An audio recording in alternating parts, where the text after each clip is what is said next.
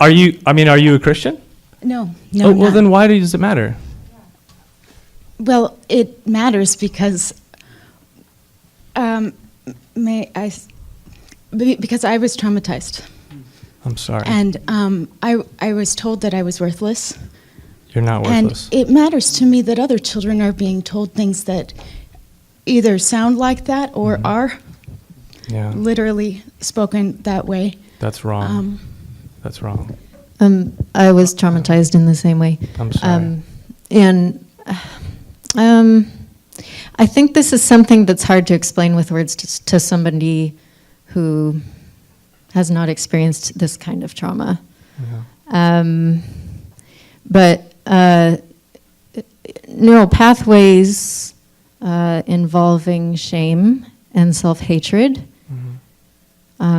worthlessness, get hardened during formative years for young people, including myself. I was aware that I was attracted to other girls at age 6, and that was far too young to be able to conceptualize that God will punish me with eternal hellfire.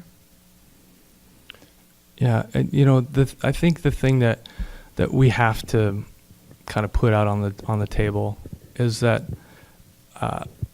Christians haven't been dealing with this well. This has been dealt with really bad. Like, we're not called to hate people. We're not called to tell people that they're wrong. We're called to say, hey, you know what? Jesus loves you, and if you love him back, he just asks for obedience. That's what he asks for. And another thing is that we've been really bad at, as a Christian church, by not calling heterosexuals to purity. Like, how many people in the Christian church are sleeping around with somebody of the opposite sex, but we're like, oh, that's fine because it's not gay sex. Well, so no, it's still not according to Jesus's plan.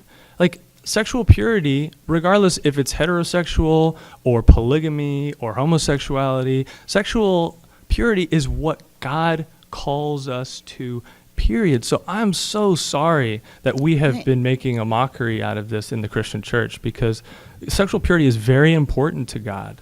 And people have not been bringing up the fact that heterosexuals are just making a mockery of Jesus's words. Thanks. And they think it's okay. Is this on? Oh, sorry. Yeah. I'm interrupting, but I wanted to say thank you for acknowledging that there's room for improvement. I just wanted to kind of reiterate that while you're saying we have choices, we have the choice to decide whether to follow Jesus or how to follow Jesus. Yeah, he make doesn't choices about our force anybody sexuality. to follow him. I just wanted to reiterate that we were not given a choice as children to believe that we were worthy of hell. We weren't given that choice. We were made to believe that, and we had no way to know any different, or to know that we had the power to believe something different. And that's what's really troubling to me. I actually feel that Christian doctrine itself is not safe for young children. Mm-hmm. Sure. I can hear where you're coming from. I totally understand that. But the thing... Maybe it could be introduced later in teenage years, perhaps, and when they know that they have a choice about it. Right. Well, guess what? Everybody has a choice about it. I walked away from my faith for many years.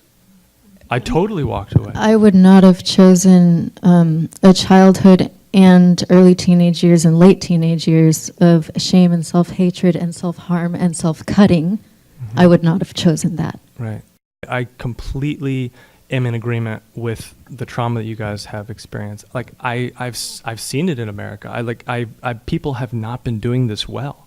But what I'm saying is that Christianity and following Christ is not only about the homosexual disagreement.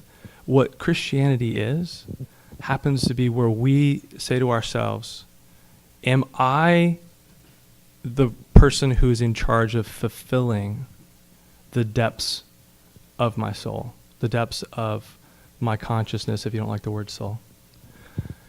Am I the one who's in charge of that? Or do I trust this person, Jesus, who makes a lot of claims and a lot of promises? And that's it.